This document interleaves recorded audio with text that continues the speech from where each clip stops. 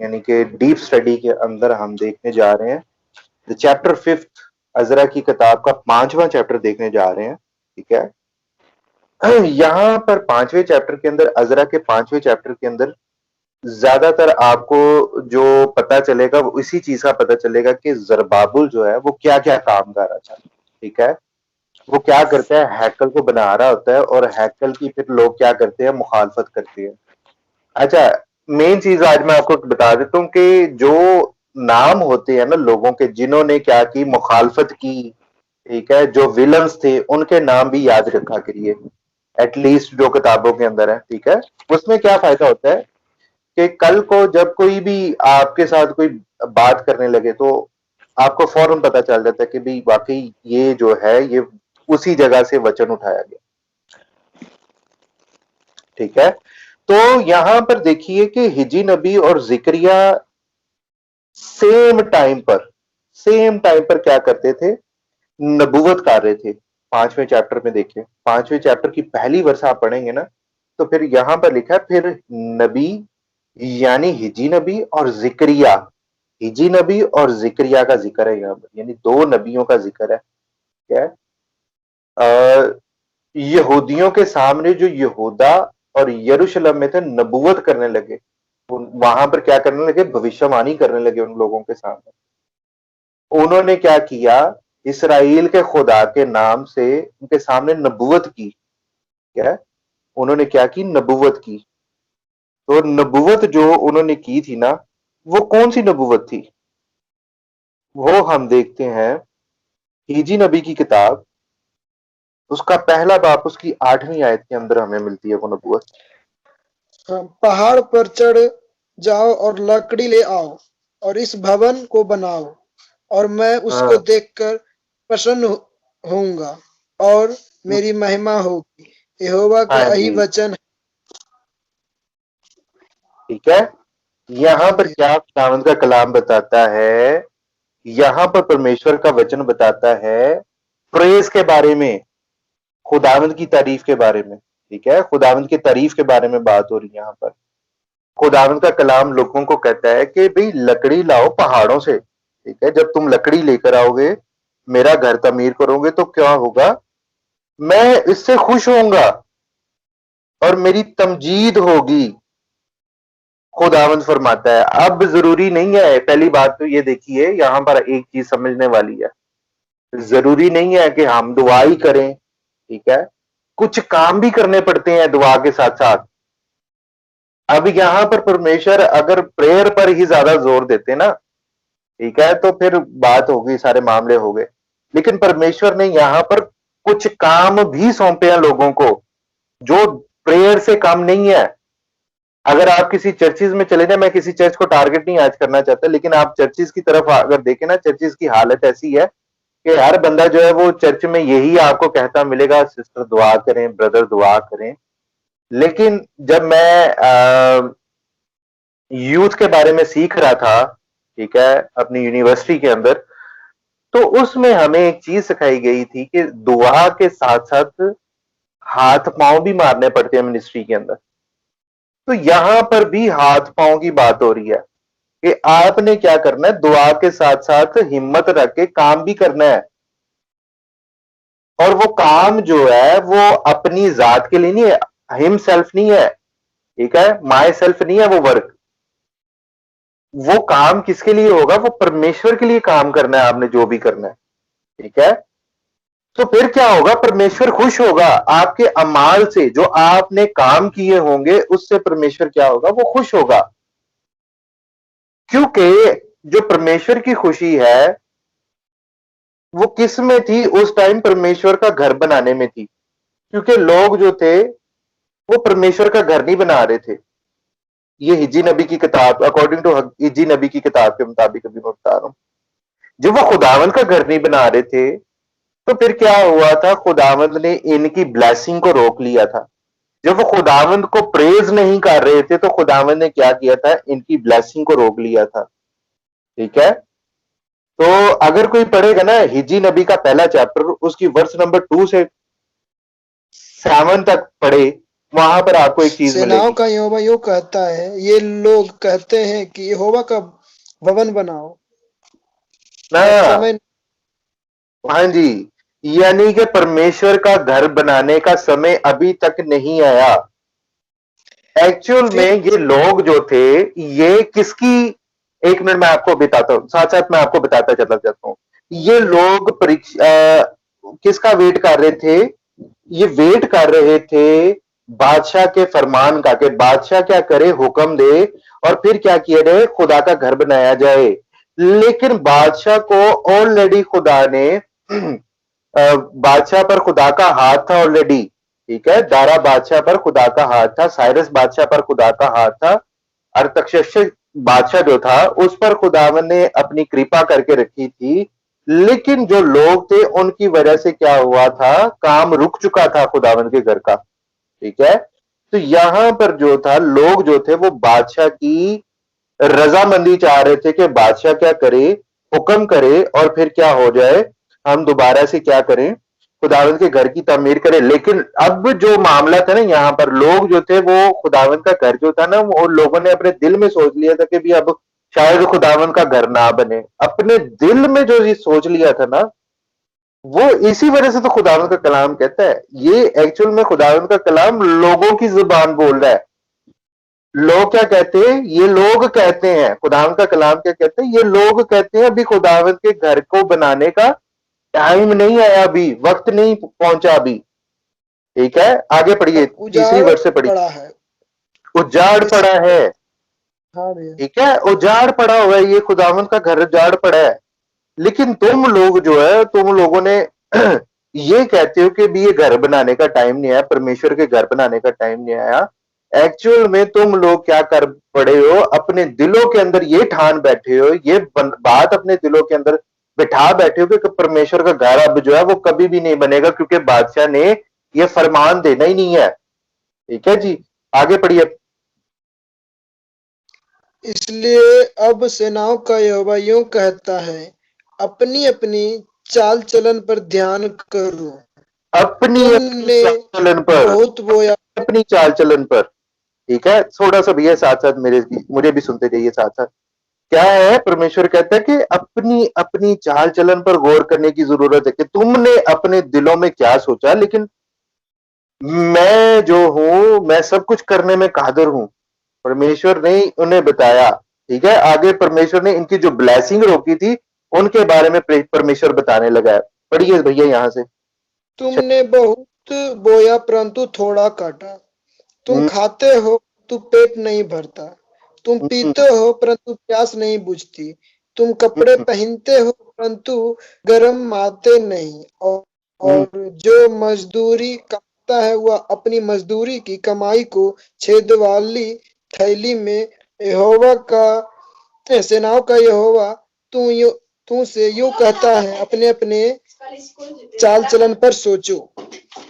हम्म। ठीक है, परमेश्वर कहता है कि तुमने बहुत सारा बोया, ठीक है, लेकिन थोड़ा काटा। Means there is no blessing. खुदावंद ने अपनी ब्लेसिंग जो थी वो लोगों से उठा ली थी। आज भी आप देखिए, यकीन मानिए, जो मिशनरीज जितने भी काम कर रहे हैं, ठीक है, मिशनरीज जितने भी काम कर रहे हैं, वो क्या करते हैं, वो ब्लेसिंग के सर पर काम कर रहे हैं। आपके चर्चिज जो है वो किसके सर पर काम कर रहे हैं? ब्लेसिंग के सर पर काम कर रहे हैं।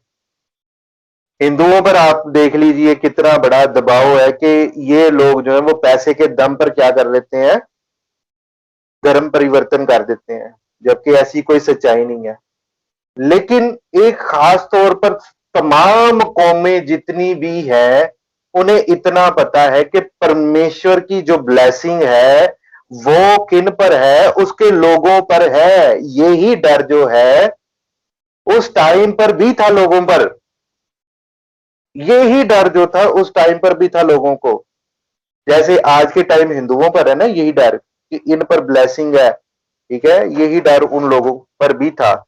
वो मैं आपको आस्तर की किताब में बताऊंगा कि क्या डर था। आस्तर की किताब बहुत जल्द आने को है, नेक्स्ट वीक जो है आस्तर की किताब होगी, तो उसके अंदर आपको पता चलेगा कि क्या ब्लेसिंग का क्या मामला था उसमें। ठीक है, परमेश्वर कहता है कि तुमने बहुत सारा बोया लेकिन थोड़ा काटा, तुम खाते हो लेकिन तुम्हारा पेट नहीं भरता, तुम पीते हो तुम्हारी प्यास नहीं बुझती। Means there is no blessing. जो लोग ये सब काम कर रहे हैं, जिस काम के अंदर वो पैसा इन्वेस्ट करते हैं, डूब जाता है, तो इसका ये मतलब है कि खुदावंद का हाथ जो है उस इंसान के रुपए पैसे पर नहीं है। वो क्या करता है, वो अपनी मजदूरी को सुराखदार थैली के अंदर जोड़ता है। दिन रात वो एक काम कर रहा है, लेकिन फिर भी क्या हो रहा है, वो अपनी सैलरी को किस में जोड़ रहा है, सुराखदार थैली में जोड़ रहा है। भैया हिजी की किताब का दूसरा चैप्टर वर्ष नंबर 16-17 पढ़िए जरा। उन दिनों में जब कोई अन्ना के 20 अनुपाओं की आशा से जाता, तब 10 ही पाता था, और जब कोई दाखरस के कुंड के पास इस आशा से जाता था कि 50 बर्तन भर निकले, तब 20 ही निकलते थे। ठीक है जी, मैंने ठीक है, यहां पर देखें परमेश्वर साफ साफ कह रहा है। इस टाइम पर क्या था, जब कोई 20 पैमाने की आस रखता था, ठीक है, यानी 20 लीटर की कोई आस रखता था ना किसी चीज की, ठीक है, तो 10 ही लीटर उसे मिलती थी चीज। यानी कि उसने 20 लीटर की आस रखी कि भाई मैं जाऊंगा और 20 लीटर वो चीज लेकर आऊंगा, लेकिन वहां से उसे 10 ही मिलती थी। Means there is no blessing. Blessing का दूर दूर तक कोई ताल्लुक नहीं है यहां पर, है जी। और उसके बाद अगर देखें कि अगर कोई मैं के होज के 50 पैमाने निकालने जाता था तो 20, इतनी ज्यादा ब्लेसिंग जो थी वो डाउन हो गई थी। अभी यहां पर जो आप अजरा की किताब और हिजी की किताब पढ़ रहे हैं ना, ये जरबाबुल का टाइम पीरियड चल रहा है यहाँ पर, ठीक है, जरबाबुल के बारे में ये बात हो रही है, ठीक है जी। तो भैया आगे पढ़िए जरा, 19 19 19 से पढ़िए जरा, 19। अच्छा चले मैं पढ़ देता हूँ। इसमें लिखा है, क्या इस वक्त बीज खित्ते में है, क्वेश्चन मार्क है आगे, क्या इस टाइम बीज खित्ते में है, अभी तो ताक और अंजीर और अनार और जैतून में फल ही नहीं लगा, ठीक है। अभी कोई भी चीज नहीं है इनके पास, इसराइलियों के पास, जो मेन डेली बेसिस पर जो चीजें यूज की जाती थी। तो परमेश्वर कह रहे हैं लेकिन फिर भी मैं तुम्हें क्या करूंगा, बरकत दूंगा। परमेश्वर क्या कहते हैं, मैं फिर भी तुम्हें बरकत दूंगा। और बरकत किस वजह से मिल रही है, वो इस वजह से मिल रही है क्योंकि खुदा के घर की बुनियाद जो है वो डाली जा चुकी थी। अगर आप देखें तो जिक्रिया क्या करता है, सॉरी जरबाबुल क्या करता है, जरबाबुल खुदा के घर की बुनियाद रख देता है इस टाइम पर। जब वो बुनियाद रख देता है तो फिर वहां पर क्या मिलती है, खुदावंद की ब्लेसिंग स्टार्ट हो जाती है मिलनी, यानी वहां पर आपको क्या मिलता है कि खुदावंद की ब्लेसिंग वहां पर इन्हें मिलनी स्टार्ट हो जाती है। तो भी अब यहोवा की यही वाणी है, हे जरुब्बाबेल हियाव बांध, और हे यहोसादक के पुत्र यहोशू महायाजक हियाव बांध, और यहोवा की यह भी वाणी है कि हे देश के सब लोगों हियाव बांध कर काम करो, क्योंकि मैं तुम्हारे संग हूँ, सेनाओं के यहोवा की यही वाणी है। ठीक है जी, सेनाओं के यहोवा की यही वाणी है, ठीक है। कमर बांध कर काम कर।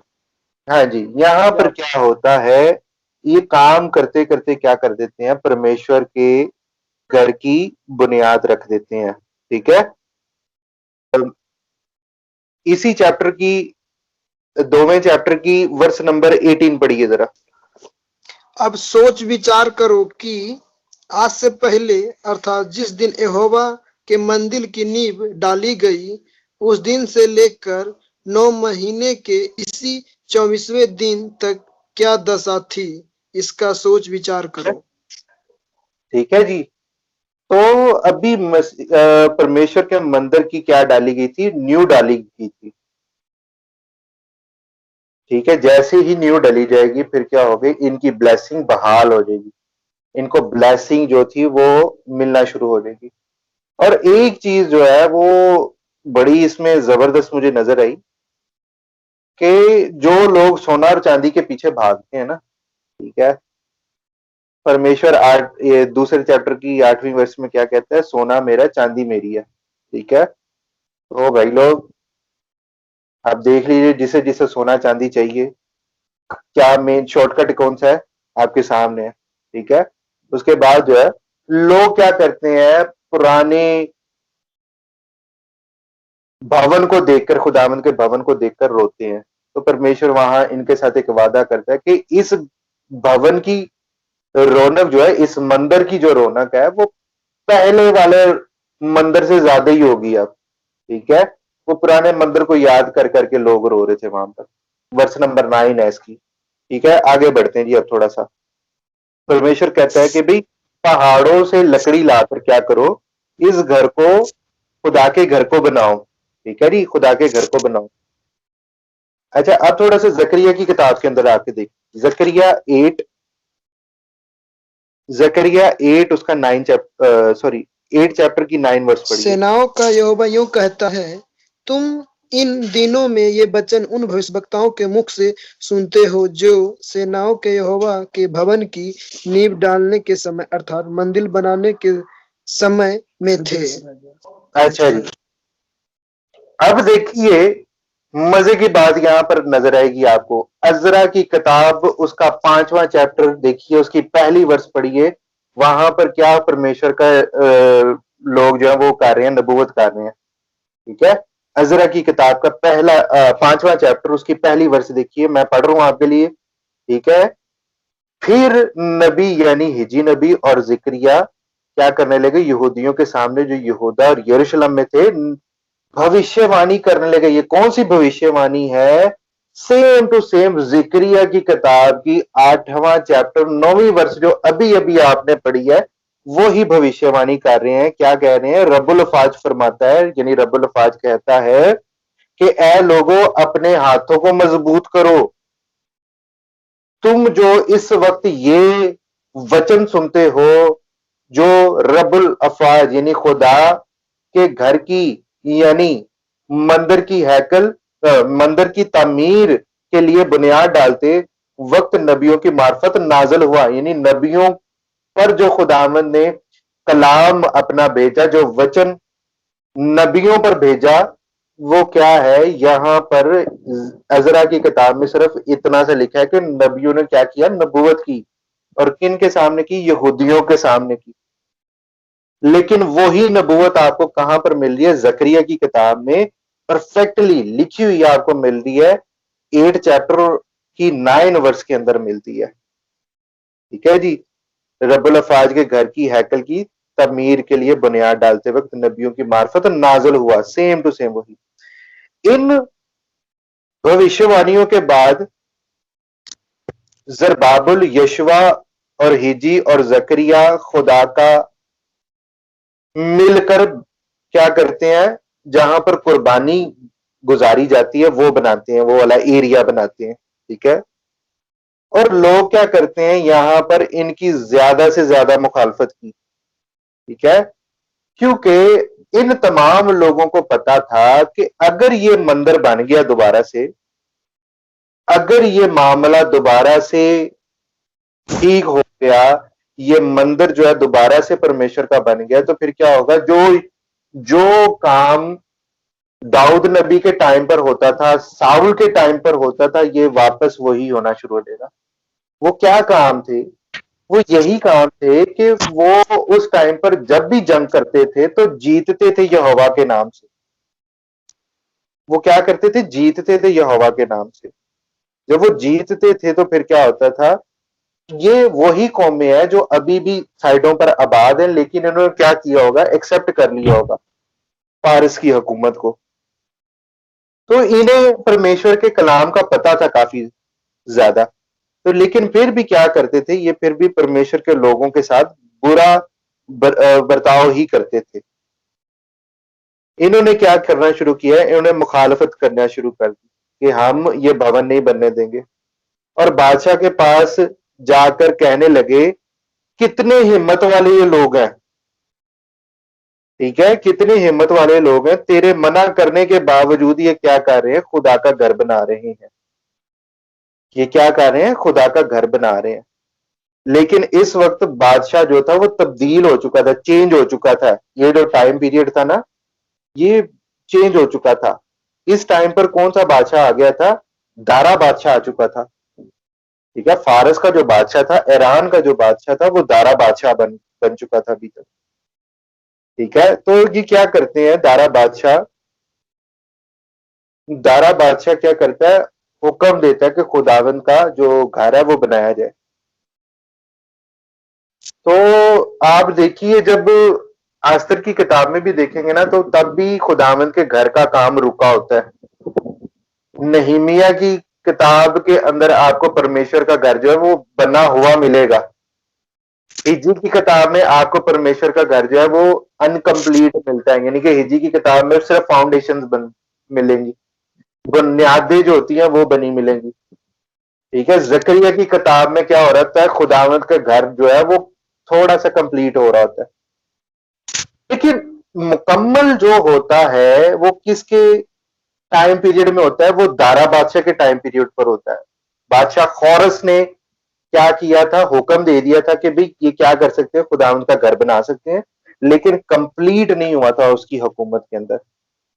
बादशाह चेंज होते रहे, फिर क्या हुआ, उसके टाइम पर फिर अर्थ अर्थखशस्ता बादशाह ने क्या किया था, ये काम रुकवा दिया था, ठीक है। और इन्होंने क्या किया, दूसरे बादशाहों को भी जो साइडों पर थे उनको भी अपने वो लेटर्स भेजे, और उन्होंने क्या किया, उनके कामों को रोक दिया। 6 चैप्टर शुरू हो गया जी अजरा की किताब का, 6ठा चैप्टर शुरू हो गया। बाकी जो चैप्टर है वो मैं जल्दी जल्दी में कंप्लीट करवा दूंगा। 5वां चैप्टर थोड़ा सा लेंथी था, वो समझने वाला था, इस वजह से क्या किया, उस पर थोड़ा सा टाइम लगा दिया, ठीक है जी। दारा बादशाह को जब पता चलता है ना कि लोग जो है वो मुखालफत कर रहे हैं, दोबारा दारा बादशाह को लेटर लिखा जाता है, ठीक है। दारा बादशाह को क्या किया जाता है, दोबारा लेटर लिखा जाता है। जब दारा बादशाह ने इस सारे मामलात को जानने की कोशिश की, दारा बादशाह को पता था इन सब तमाम चीजों को, ठीक है। तो दारा बादशाह ने क्या किया, हुक्म दिया, दारा बादशाह ने क्या किया, हुक्म दिया कि भाई क्या करो, जो खोरस बादशाह ने लेटर्स लिखे थे ना, उनमें जाकर तुम क्या करो, वही वाला लेटर निकाल कर लाओ जिसमें हुक्म लिखा हुआ था कि खुदावंद का घर क्या किया जाएगा, पूरा किया जाएगा। कोई मेरे लिए पढ़ दे अजरा की किताब 6ठा बाब, उसकी पहली 3 वर्सेस पढ़ दे जी। क्रुस्तु के पहले वर्ष में उसी क्रुस्तु राजा ने यह आज्ञा दी कि परमेश्वर के भवन के विषय में जो यरूशलेम में है, अर्थात वह भवन जिसमें बलिदान किए जाते थे, वह बनाया जाए और उसकी नींव दृढ़ता से डाली जाए। उसकी ऊंचाई और चौड़ाई 8-8 हाथ की हो। ठीक है जी, ये वही वाला लेटर था, वही वाला लेटर सेम टू सेम किसको मिलता है, दारा बादशाह को मिलता है। वर्ष नंबर 1 से पढ़िए। दारा की आज्ञा से बेरीलोन के पुस्तकालय में, जहां खजाना भी रहता था, खोज की गई। मादे नामक प्रांत के अहमता नगर के राजगढ़ में एक पुस्तक मिली जिसमें यह वृत्तांत लिखा था।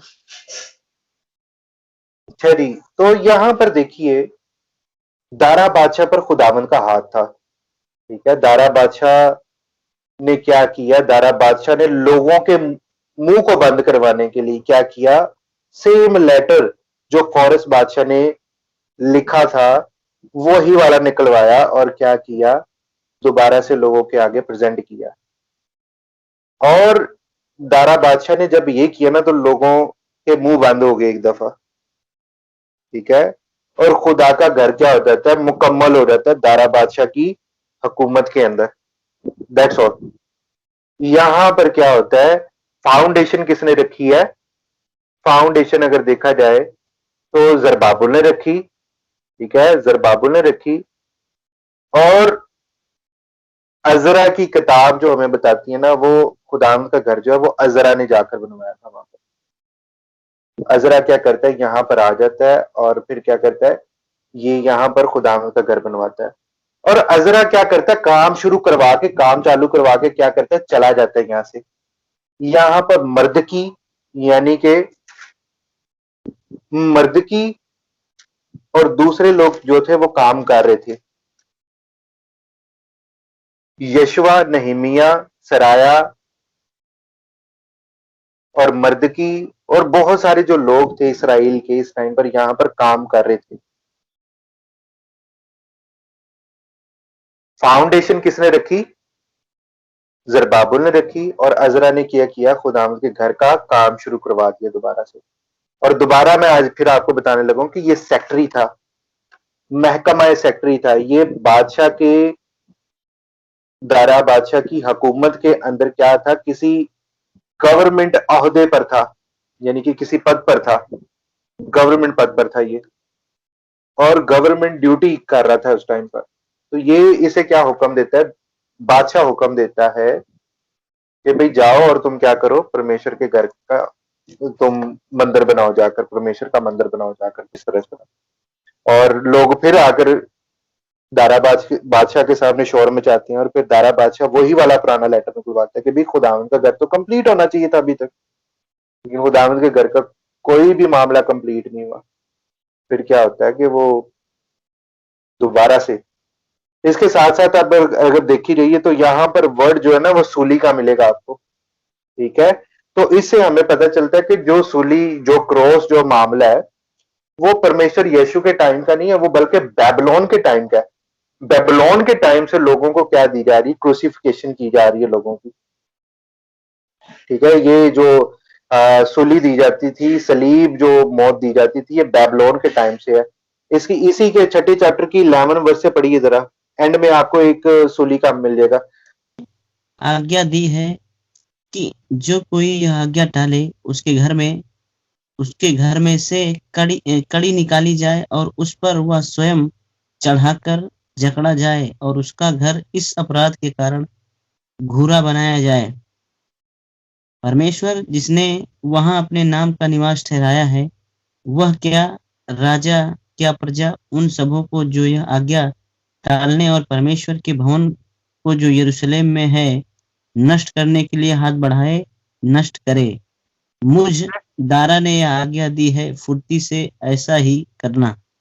ठीक है जी, यानी कि अब जो लोग परमेश्वर के घर के अंदर अर्चना पैदा करेंगे, जो प्रॉब्लम्स क्रिएट करेंगे, उनके लिए ये एक फरमान था कि भाई जो लोग इस काम को करने की हिम्मत रखेंगे उसके घर के अंदर से कड़ी निकाली जाएगी। और आगे लिखा है कि उसका घर जो है वो कूड़ा करकट वाला बना दिया जाएगा, यानी कि जहां पर कूड़ा नहीं फेंकते, ठीक है, वो वाला उसका घर बना दिया जाएगा। और उसके बाद लिखा है कि उसे सूली दी जाएगी।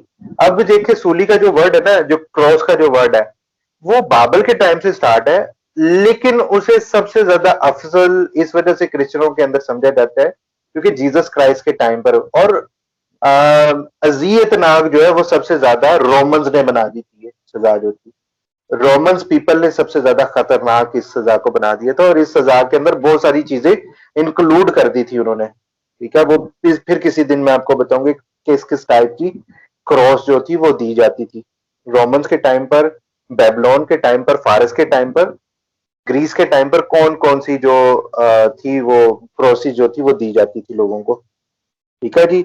और उसके बाद हम देखते हैं कि खुदावंद का घर मुकम्मल हो गए यहाँ पर, ठीक है जी। और फिर क्या होता है 7वें चैप्टर में, जिस तरह एक कहानी के अंदर हीरो की जरूरत होती है, उसी तरह इस कहानी के अंदर जो हीरो है वो अजरा है। अजरा क्या करता है, हीरो का किरदार अदा करता है। मैंने विलन्स के नाम तो आपको पहले बता दिए थे, विलन्स कौन कौन थे, ठीक है, उनके नाम भी अजीब अजीब से थे। एक दफा फिर मैं पढ़ देता हूं आपके लिए, बशलाम, मुर्ताद, तबाइल, ये विलन्स के नाम है जी आपके, लेकिन हीरो का नाम क्या है, वो है अजरा है, ठीक है जी। और बहुत सारे भैया भी कहेंगे कि भैया अजरा कैसे हीरो हो सकता है, परमेश्वर हीरो है हमारा, ठीक है, लेकिन किताब के मुताबिक अभी हम चल रहे हैं, बुक के मुताबिक चल रहे हैं सिर्फ और सिर्फ। अच्छा, ये किताब जो है जब खुदावंद के घर का मंदिर बन गया ना, उसके 50 साल बाद लिखी गई है। ठीक है, उसके 50 साल के बाद ये किताब लिखी गई है। ये भी चीज रिकॉर्ड कर लीजिएगा। और यहां पर अगर आप देखें तो 7वें चैप्टर के अंदर आपको क्या मिलता है, अजरा की फैमिली, थोड़ा सा बैकग्राउंड पता चलता है। और एंड पर मैं आपको आज एक चीज बताने वाला हूं कि अरतक्षस्ता बादशाह जो था, ये इस पर जो है वो परमेश्वर ने हाथ क्यों कर रखा था। ठीक है जी, अभी मैं आपको बताऊंगा थोड़ा सा। अजरा जो था ये चीफ प्रीस्ट था। चीफ प्रीस्ट समझते हैं ना, यानी कि जो चीफ इन कमांड होता है, जर्नल जिसे कहते हैं, सबसे बड़ा, ये चीफ प्रीस्ट था। और ये माहिर था खुदावंद के वचनों पर। पहली जो 5 किताबें ना आपकी, अजरा, उत्पत्ति और पहली 5 जितनी भी किताबें आपकी, ठीक है जी, पहली 5 बुक्स जो है, उनके अंदर ये माहिर था, ये 5 किताबों के अंदर माहिर था। ठीक है, और जब ये 5 किताबों के अंदर माहिर था ना, तो इसका मतलब है कि इसका नस्लनामा जो है, यानी कि जो इसकी जनरेशन है, वो किसके साथ मिलती होगी, वो इसी के अंदर हमें पता चल जाता है। थोड़ा सा अगर इस पर गौर किया जाए तो यहां पर अगर आप देखें, चौथे चैप्टर में देखें, तो इसका जो फैमिली बैकग्राउंड था वो हारून सरदार से मिलता था। ठीक है जी, हारून सरदार से मिलता था, यानी कि हारून की नस्ल से था ये। और ये क्या था, ये माहिर था। माहिर किसमें था, खुदावंद के वचन के अंदर माहिर था। और यहां पर अगर आप इसी की 6ठी वर्ष में पढ़ेंगे ना, 7 चैप्टर की 6ठी वर्ष में पढ़ेंगे, तो यहां पर आपको लिखा मिलेगा कि खुदा का हाथ, खुदावंद का हाथ किस पर था, बादशाह पर था। और ये बादशाह कौन था इस टाइम पर, यरूशलेम का अरतखशस्ता बादशाह था। ठीक है जी, और अरतखशस्ता बादशाह जो था ना, ये एक, इस पर भी बड़ी जबरदस्त स्टोरी है इसकी। मैं आपको एक बात बताऊंगा, आप हैरान हो जाएंगे कि परमेश्वर ने अब ऐसी प्लानिंग करके रखी थी। परमेश्वर की बहुत जबरदस्त प्लानिंग थी इसके अंदर। अच्छा जी, आगे नवी आयत के अंदर, 7वें चैप्टर की 9वीं आयत के अंदर आपको टाइम पीरियड के बारे में पता चलेगा। ठीक है जी, टाइम पीरियड के बारे में पता चलेगा कि ये किस टाइम पर ये पहुंचे और यरूशलेम में कब पहुंचे ये, यानी कि फारस से कब निकले हैं, बेबीलोन से कब निकले हैं, और पहुंचे कब हैं यरूशलेम को, आप पहुंचे। ठीक है जी, और खुदावंद का हाथ किस पर था, बादशाह पर था। और इसकी की वर्सेस लिख लीजिए, यह निशान लगा लीजिए। अजरा 7 चैप्टर वर्स नंबर 10 जो है इसकी की वर्स है।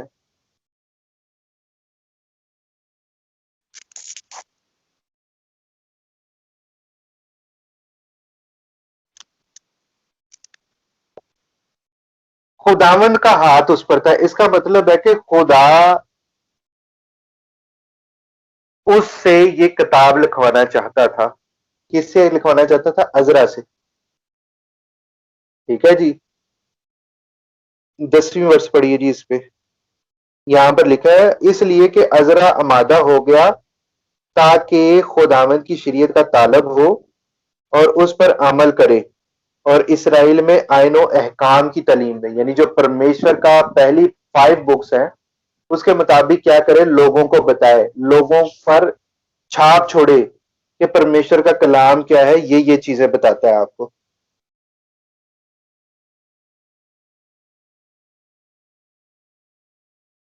और उसके बाद अगर आप देखें, और उसने लोगों को खुदा के अहकाम के बारे में बताया। और बादशाह अरतखशस्ता बादशाह जो था वो बहुत खुश हुआ अजरा से। अरतखशस्ता बादशाह जो था वो बहुत खुश हुआ अजरा से। जब वो बहुत ज्यादा खुश हुआ तो उसने क्या किया, बादशाह ने अजरा को अथॉरिटी दी, मनी दी, पैसा दिया, ब्लेसिंग दी कि वो अपने मुल्क में क्या करे, इसराइल और मूसा की शरीयत को लगाए। ठीक है जी, और वो किसके सेम होगी, वो सेम टू सेम उसके कंट्री के जो कानून थे, जो लॉ था उसकी कंट्री के, उसके बराबर होगा। और उसकी कंट्री के जो ये लॉ और जो शरीयत थी, यानी कि जो लॉ ऑफ मोजेस थे, वो दोनों सेम होंगे। दोनों की जो मियाद होगी वो बराबर होगी, उसने क्या किया, ये काम किया। और इसका जिक्र जो है वो आपको मिल जाएगा चैप्टर 7 की वर्स नंबर 12 से लेकर 23 तक। ठीक है जी, इसमें आपको इसका जिक्र मिलेगा। मैं पढ़ नहीं सकता, बहुत लंबा है ये, आप घर में पढ़ लीजिएगा। इसमें आपको एक एक चीज जो है वो डिफाइन हो जाएगी कि कैसे इन चीजों में आपको पता चलेगा सारा मामला।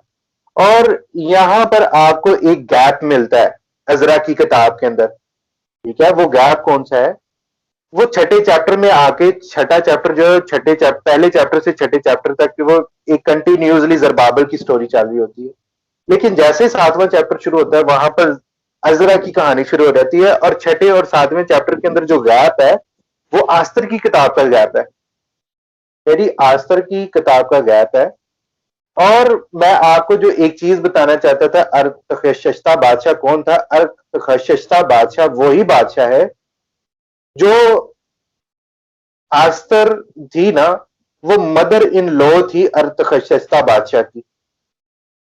खुदावन ने कैसा काम किया था कि आस्तर की जो बेटी थी उसकी शादी किसके साथ हुई थी? अर्थशस्ता बादशाह के साथ हुई।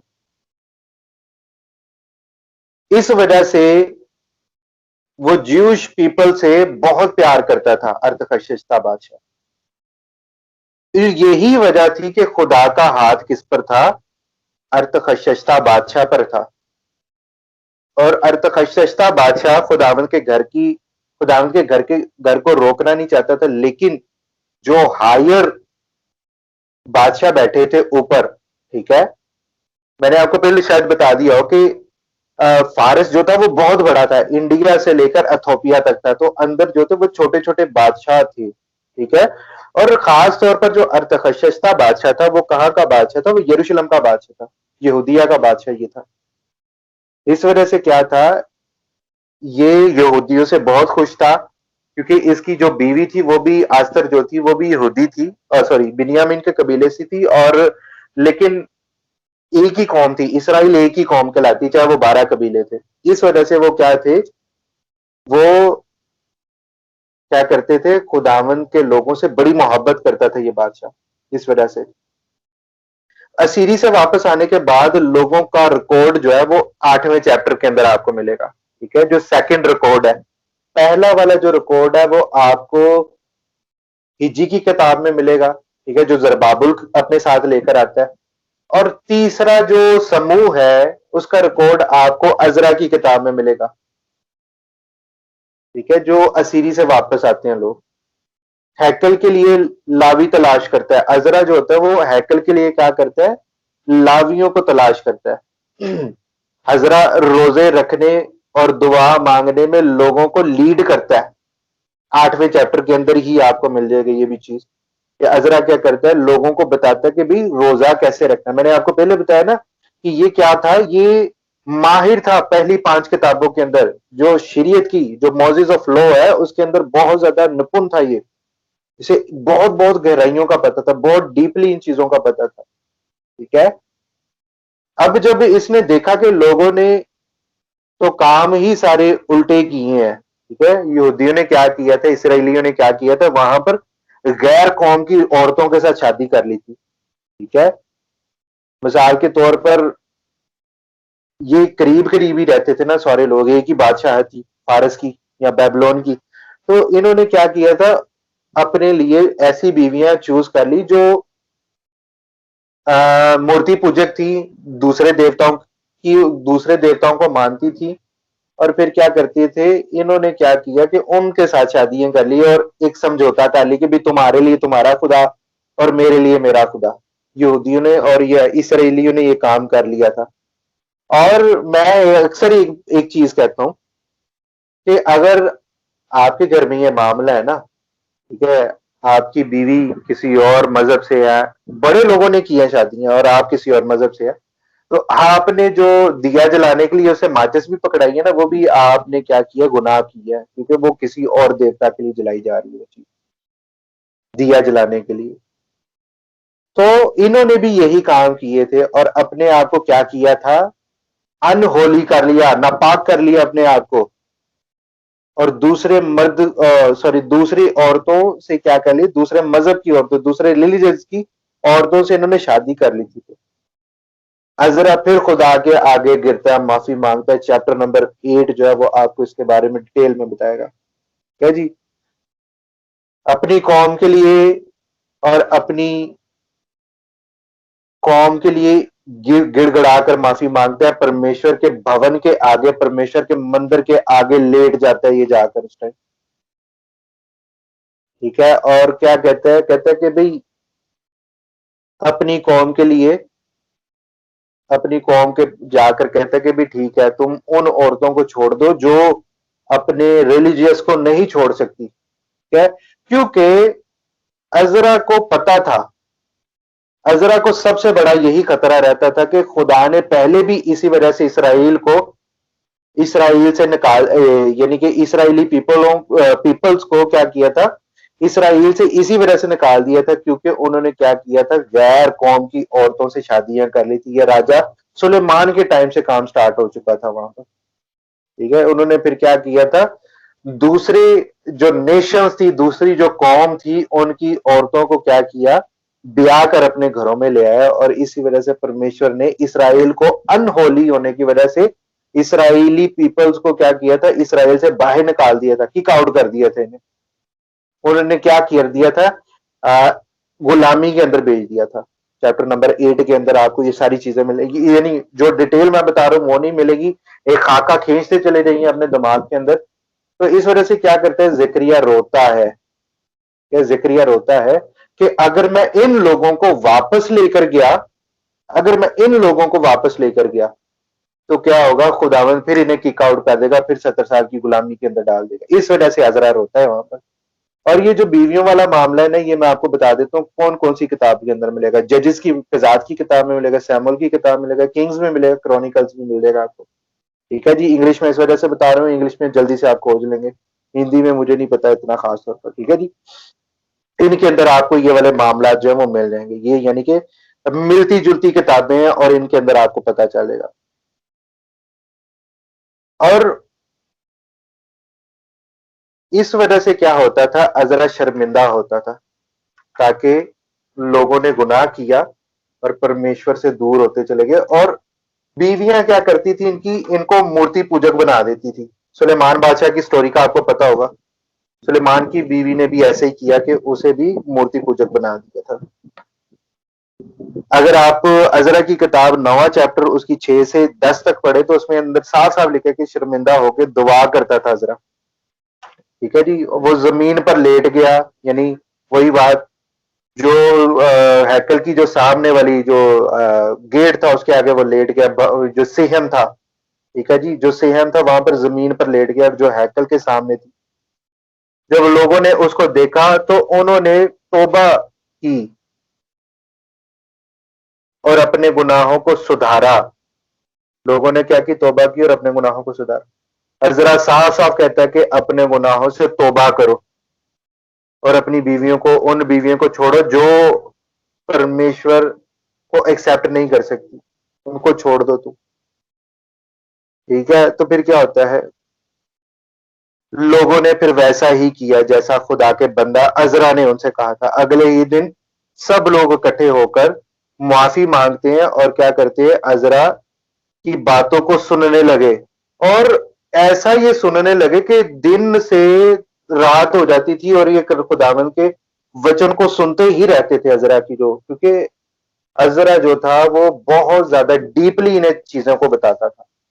इस वजह से क्या होता है, ये सुबह से स्टार्ट होते थे और ये खुदावंद के वचनों को, जो पहली किताब 5 किताबें हैं उनके अंदर जो कुछ भी लिखा होता था ये सुनते रहते थे अजरा को, और सुबह से रात हो जाती थी वहां पर। और एंड पर जो है वो आपको फिर जनरेशंस के बारे में निकलेगा, लिखा हुआ मिलेगा जिन्होंने क्या किया था, शादियां की थी गैर कौमों के साथ। 10वें चैप्टर के अंदर आपको ये सारा कुछ मिलेगा, एंड में आपको यही मिलेगा। क्या जी, कि जिन्होंने क्या की थी, शादियां की थी किनके साथ, गैर कौम की औरतों के साथ जिन्होंने शादियां की। खुदावंद आपको बरकत देगी। आपकी अजरा की किताब आज मुकम्मल हो चुकी है। मुबारक हो सभी को जी।